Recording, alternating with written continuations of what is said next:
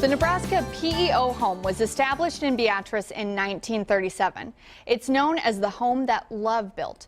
And that's why it's only appropriate that the lovely ladies that live there take pride in doing good deeds for others. Our Lance Schwartz joins us now with their inspiring story. Hey, Lance. Hey, Courtney. Good Friday to you.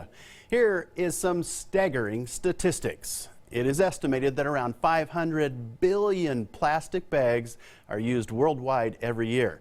And half of all the plastic we use is used just once and thrown away. Well, the Gage County women you're about to meet are doing something about that. They're recycling plastic bags and transforming them into something useful for people they'll likely never meet.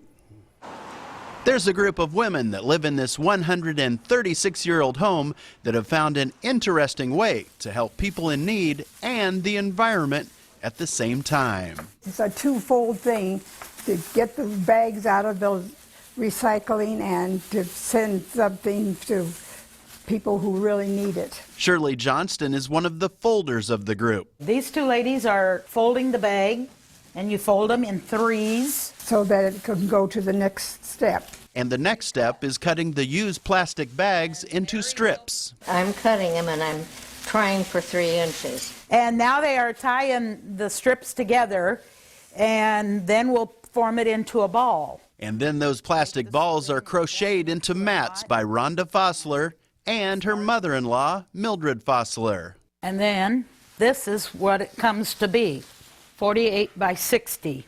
Rhonda and Mildred are responsible for forming this mission. 2 years ago, a friend of mine asked me if I knew how to crochet, and I says yes. And she says, well, would you be interested in doing mats? It's an awful lot of work and pretty tough on her hands, but Mildred makes up for the soreness in satisfaction. It's a warm feeling to be able to help somebody that doesn't have what I have. I can sleep on a mattress on a bed, and they have to sleep on the mat, so I feel fortunate in that. America throws away more than 30 million tons of plastic every year. Makes me feel good to be doing something that's worthwhile. Mary Newcomer has been going green since she was just a tot. I'm a recycler from years ago. The kids didn't invent it, you know.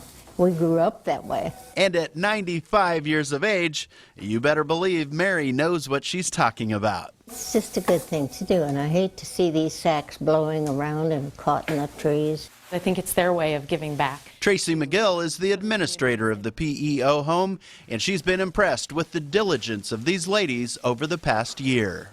I think it's awesome that they have showed that much interest to be able to stick with something for so long, to be able to make 50 of them.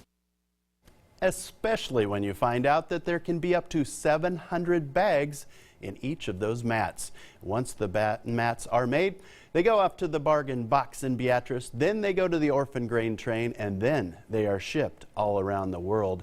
And Courtney, I got to lay on one of those mats, and it really does look like it would be a lot better. It feels better than the ground anytime. So I love what these ladies are doing to make the world a better place. Absolutely. And I mentioned to you, I've knit some of those bags before into, larger bags. I have so much respect for what they do, because your hands get tired out after doing just one row. So it's amazing work that they're doing. That crocheting is an art form. Absolutely. Well, thank you for the story. That was wonderful. We'll be right back with your forecast.